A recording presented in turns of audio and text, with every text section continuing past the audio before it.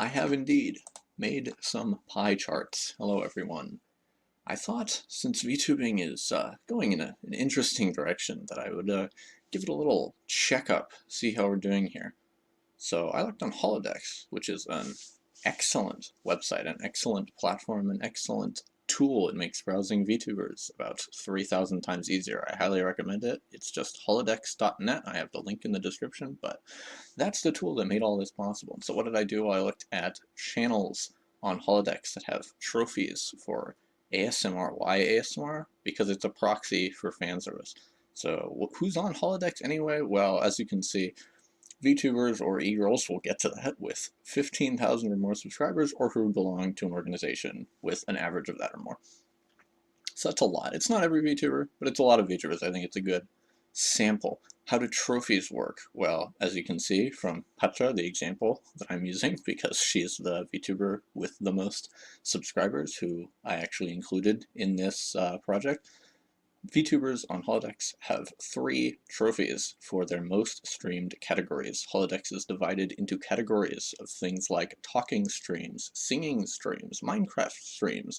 Sometimes you have game series that are all lumped into one category like Pokemon, and of course ASMR is a category. One handy thing though on Holodex is that paywalled streams do not count towards trophies, any trophies except for the members only trophy, because the members only category overrides every other category, but deleted or privated streams do count towards that category. So that biases the results a little bit, so someone who does only paywalled ASMR will not show up as having an ASMR trophy at all, so that will make their proportion of this smaller.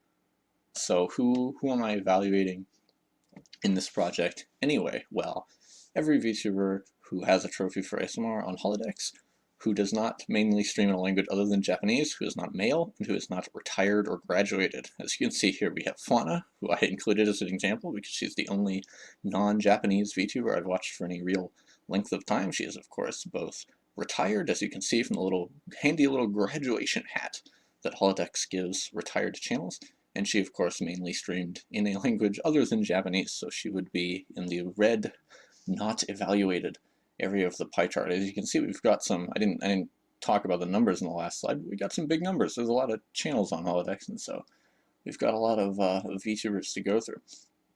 So the number, actually, that we're evaluated is 169 channels, 39% of the ones with trophies for ASMR. That's a lot. That's quite a bit. That's actually kind of surprising to me. 39% of the channels with trophies fall into that category. That's quite a bit.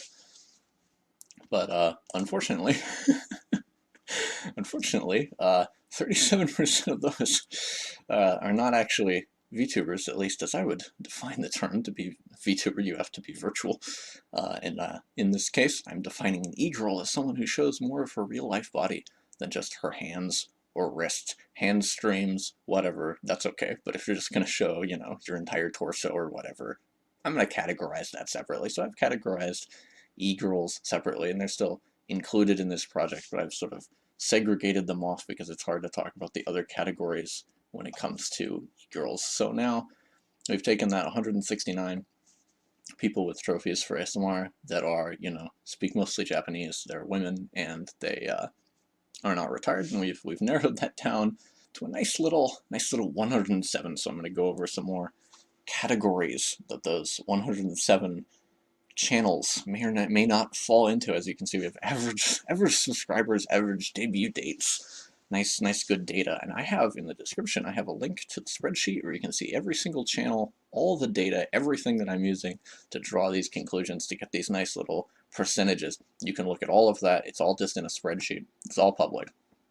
And you can go on Holodex and you can look at their channels, you can look at their YouTube channels, you can look at their Twitter pages, you can check my work on all of this. It's all public, it's all in the spreadsheet.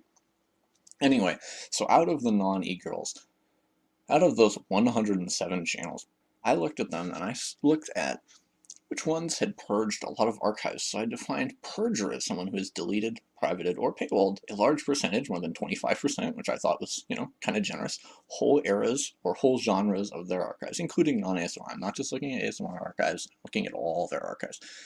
45%, 45% fall under the purger category as I'm defining it. And look at that average sub count too. That's a lot. And I mean, you kind of expect that because as you can see from the average debut, they debuted earlier on average. Of course, people who have been around for longer are more likely to delete archives, right? That makes sense. And people who are around longer tend to have more subscribers. But that's a lot, 45%. But next we have, of course, NGers, which is a more recent trend. I honestly expected this to be a higher percentage, but I'm still glad I looked at it and included this in the data. Someone who puts deliberately obnoxious adversarial watermarks over their thumbnails, model, or fan art. I did not include merch in this, so if they put watermarks over something they're selling, I did not count that as an NGer. And then the next metric is ASMR quitter. Of course, if you're looking for ASMR, you will want someone who is actually still doing ASMR. So for this, I defined it as someone who has published fewer than 6 public ASMR streams or videos in the last year. I thought that was, again, pretty generous because 6 is once every 2 months. If I defined this as even a little bit more stringent, as if I increased that requirement to any more than 6, there would have been a lot more channels that would have fallen into this. But even with just 6, it's 21% of the 107 channels that fell into this, which is, kind of a lot considering, the entire point of this is that we're looking at people who had a trophy for ASMR, which means that it's one of their main 3 genres of content. And then here's a real doozy. Out of non-e-girls, prostitutes. Yeah, so these are a thing. This is something I defined as someone who is paid to perform sex acts such as masturbation on stream, not just sexual acts, actual sex acts. In almost every case, this was someone who was, being paid to masturbate into a microphone behind a paywall. So this was, 15%. That doesn't sound like a lot, but, it's something that I thought was common enough that I wanted to make a category for it because this is wild. I don't think I need to go into more detail about this. And then here we have it. We're getting to the real conclusion here. So out of the non-e-girls, who gets none of the above? Not an e-girl, not a purger, not an NGer, not a quitter, not a prostitute.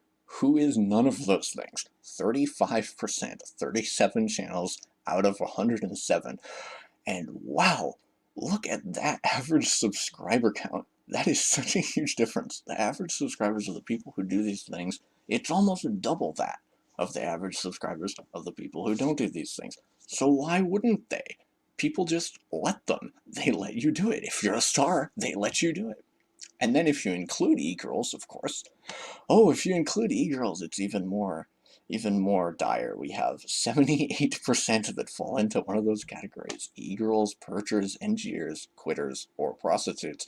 And then you have a lonely little 22% of the channels who have trophies for ASMR on Holodex and who speak mostly Japanese, who are women and who are not retired, who are none of those things. That means if you are just browsing for channels on Holodex that have ASMR trophies, even if you automatically avoid everyone who speaks mainly a different language, everyone who is male, everyone who is retired, you have a 78% chance of clicking on someone who falls into one of these categories. That really makes it hard, doesn't it? I want to emphasize that I am not looking at any of these people's actual content when it comes to ASMR or anything else. I'm not watching their actual ASMR streams or any other streams. I am only evaluating whether they fall into the categories that I've mentioned here. So some of these people, even though they fell under none of the above, they could have some of the worst ASMR streams in the universe. And judging by some of the titles and thumbnails that I was forced to witness, some of them do. And yet I still put them in none of the above. So just falling under none of the above doesn't guarantee that their content will be worthwhile or anything close to that. But, I thought that it was a good first step in finding channels that might have worthwhile content. And again, if you want to see my data, here is a screenshot of the spreadsheet that I will link in the description. I have nice little things like notes, special notes for borderline cases, or just me complaining. But you can look at every single one of these channels. You can look at all of the metrics that I evaluated them on. and you can check them all for yourself, or you can check the none of the aboves for yourself. Maybe if you are interested in finding a channel that you might be interested in actually watching, that'd be a nice result of this, is if it helped people find channels that they would actually be interested in. I mean, 22%, that certainly narrows it down quite a bit, doesn't it? But I will have this in the description, and I will have in a pinned comment in the comments, I will have all the details of all the methodology, the most excruciating details, all the nitty gritty, if you want to read over all of that and see exactly how I came to all of these conclusions and got all of this data. That will be in the pinned comment. And then this spreadsheet will be in the description, along with the link to Holodex, because again, Holodex is great. It's so useful, so helpful for this sort of thing. Thank you all for listening, and I hope this was, at the very least, informative.